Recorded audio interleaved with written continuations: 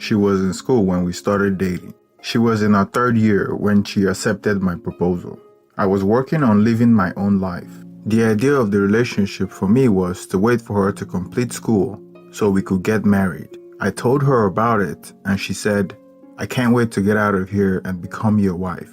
Her only concern was work, so she asked questions about it. "Does that mean you wouldn't wait for me to get a job before we got married?" I told her, "How long does it take to get a job?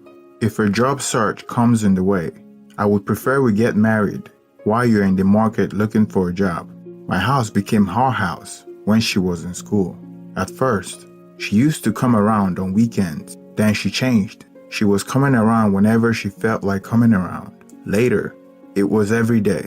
She could stay with me all week and go to campus from my place. It didn't bother me. I wanted her to get good grades. So as far as she was learning, I didn't have a problem. One day she told me, "I have told my parents about paying my school fees for next semester, but they are delaying. They will send it, but I understand my parents are facing hard times. If you could give me the money, I will refund it once they send me the fees." A day later, I gave her the amount in full. She hugged me and said, "If I didn't have a man like you, where would I be? Thanks a lot. Once they send the money, you will have it." Maybe it was the happiness on her face or the way she showed appreciation that affected my heart. And I said, "You don't have to pay it back. When the school fees comes, you can use it for other things. Students always have other things they can do with money. As the saying goes, you don't do a good thing for a woman once and stop. You do it once and you will live to do it again at some point." That was how I started paying her school fees. I paid for her last apartment fees, school fees, and other fees that came along with it. She didn't plead for it. She just asked as if my responsibility was to pay her school fees. I didn't shake my head. I paid whatever bill she brought from school until the day she completed. She was a good girl. Whenever she was with me, I lacked nothing. She would cook and serve. She would clean and do laundry. There's always a difference in my life whenever she's around. It was during her graduation day that I met her parents for the first time. After the event, she held my hands and walked me to her parents. She said, "Dad, this is Matt, the guy I was telling you about." Her dad's face immediately lit up with smiles. He said, "Oh, so you're the guy who's been doing miracles in my daughter's life. I was wondering why you haven't come visit us. Good to meet you, and let me use this opportunity to thank you for all you have done for my daughter. She speaks so well of you." Her mother shook my hand and said, "This one is a keeper. Come home when you're ready. We're family already." That day, my status as a legitimate boyfriend was confirmed by her parents. She never mentioned it to me that she has been telling her parents about me. After that day, I felt it was my time to also introduce her to my parents. It was Christmas Day when I took her home. My siblings were home for Christmas, so it was a big family gathering. I chose the right time to introduce her to them, and they were all pleased to meet her. There is something about Kate that makes you fall in love with her the very first day you meet her. She's very socialized, so immediately you introduce her to a new group. She mingles with them as though she's been a member of the group from day one. She hit it running with my siblings, especially our youngest. She was all over the place in the house, making everyone her ally.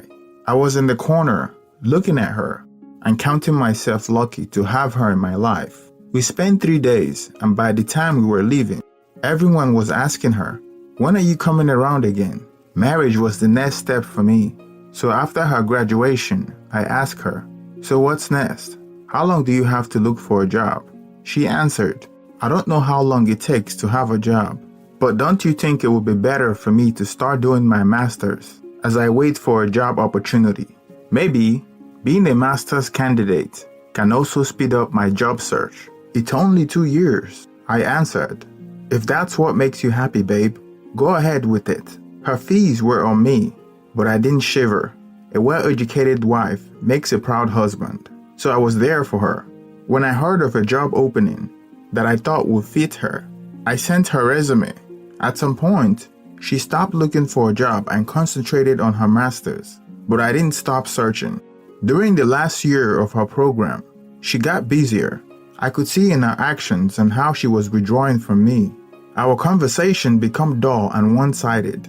When she called and we talked, it was always about how busy she had become and how her program was stressing her. She didn't come around like she used to. I was the one going to visit her often. I understand the dictates of the times, so I didn't complain. She had only 6 months on her program when I got a job for her. She told me, "This is the wrong time for me to start working, looking at how busy everything is around me. I don't think I will do my best if I take on the role." I was stunned. I said, "Kate, you can't be serious. Who would say no to this? This is a once-in-a-lifetime opportunity you don't want to throw away." It became an argument that turned into a fight. We had had a series of fights before, but that fight was different. We both got to the end of our emotions and said words we shouldn't have said to each other. She screamed, "Why are you forcing what I don't want to do on me? Who even told you that I would like to work in such an institution? I'm not in a hurry, but if you're doing this because of marriage, then sorry to tell you, I'm not ready." I felt insulted. I was working for her good, but she felt I was doing it to marry her. I screamed at her, "You think of yourself so special to think I was doing this because I want to marry you. I would do it for a total stranger. I would even do it for my enemy because I think this is a life-changing opportunity." She didn't go for the job. We didn't talk for days. I was giving her time to realize her mistake and to say sorry to me, but that sorry never came. She was writing her last exams when I sent her, "Good luck. Go and make me proud." She didn't respond. One day, my younger sister called me. She asked me, "What is happening between you and Kate?" I asked myself, how did she know that something was wrong? She told me, "I was chatting with Kate when I asked her about you, and she said you are no longer together. You broke up a month ago." I laughed, the kind of laughter that comes out when you are angry. I asked her, "Did she tell you that? When?" My sister sent me a screenshot of their chat. That very day I went to her house. Her mother was there. I narrated everything to her, and she said, "Kate, are you crazy? How many men will go this length to help their woman? Are you out of your mind?" I asked her, "Why did you tell my sister that it was over?" She answered, "You spoke to my mom when you came here, so go to my mom and ask her that question." I took it as something that we could resolve, but not knowing that she was serious about leaving me. The whole thing felt like a bad joke coming from a comedian who has never succeeded in making an audience laugh. It got to a point I was going to her house every day to get an answer. Her father took it upon himself to resolve the issue for us, but each day when I went to see her, her answer was the same. Her father called me on the side and told me, "Relax. Women are like that. They love the drama side of things. Hold back for a while, and let's see what happens." It wasn't about me. It was about the man she met while doing her program. Maybe the man had more than I had. Maybe it was because he was wealthy and travels around for business. Maybe he promised her more than I could ever promise her. Maybe she fell for the man and was looking for an excuse to leave me, and I gave her one when the job issue came up. Immediately, I knew another man is in the picture. I sighed heavily and said, "I won't fight again. If after everything I have done for her, she would choose another man over me, then she's not worth it." Her parents were the ones fighting my fight for me, especially her father. He told me, "If it's not you, she can't bring another man here to see us." I told him, "Dad, it's okay. It happens. Allow her to choose her own happiness. What I did shouldn't stop her from going after what makes her happy. It hurts, but it doesn't last forever. I'll be fine." 7 clear months later, she's here with an apology she should have given me 7 months ago. I asked her 3 questions. What happened? Why are you here? What happened to the man that promised you a better life? She said, "I have realized my mistake. It wasn't about any man. He was just a friend who came through when we were having a difficult time.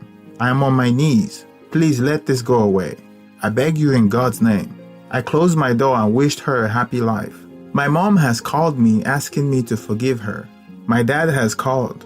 He said, "When a woman goes to that length and comes back, She learns to be respectful. Take her back and she will worship you. Her mom has called too. As for her dad, I called to tell him what was going on. He was aware, but he decided not to get involved. He said, I'm on your side on this one. Whatever you decide on, I will support you. But make sure you choose what will make you happy. I don't have any desire for her again. I was licking my wounds and counting my loss. But my heart was in a good place. I don't think I can love her the way I used to. But she keeps coming back every day with an apology. Now she have reached out to some of my friends to join their voice to apologize on her behalf. I will never take her back. What I haven't told anyone was that I have already been seeing another girl. I have learned my lesson. This one is more mentally mature and already have a job, and I don't have to spend money on her. First of all, before we make a decision on this one, allow me to go back to the original reason why they broke up in the first place. 1. She broke up with him without having the decency of telling him that the relationship was over.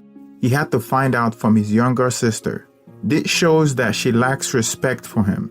So if we excuse her reason for breaking up was the pressure she felt from her school, it further proof that she's not wife material because when the goings get tough, she runs into another man's arm. Number 2, she started losing attraction for him when he became the provider, giving assistance without accountability. Never give out your resource without accountability. She saw him as an ATM machine when he gave her his resources without accountability, encouraging her to feel an inflated self-worth. He made her feel like she's worth more than her intrinsic market value. But the street gave her a reality check and she came running back. After 7 months, he didn't let her know that she had to work for his affection. He gave her his resource without giving her conditions, which caused her to feel entitled to his resource. She felt like their relationship was transactional, and he was paying her to get married to him. They are not married yet, and he should have allowed her parents to continue to take on her financial responsibility. Yet, he took it upon himself to do it, hence making her feel a distorted view of her self-worth. As a result, she went with another man with more resources, only to find out that she's not worth what she thought she was. Number 3, he inadvertently trained her to see him as an ATM machine. The genuine attraction was lost the moment he started dishing out money without accountability. The relationship dynamic is likened to a prostitute and her trick. I will conclude by saying that he should never take her back. Who knows how many guys she have slept with to convince herself that she's not worth what she thought she's worth. She's not loyal, she cannot be depended on, and she cannot be trusted. Without trust, there's no relationship. Is he a simp? Yes, he is a simp. Don't let anybody feel like they're entitled to your resources. Just because she's a woman, he artificially inflated her value. She went out to the street and got a reality check.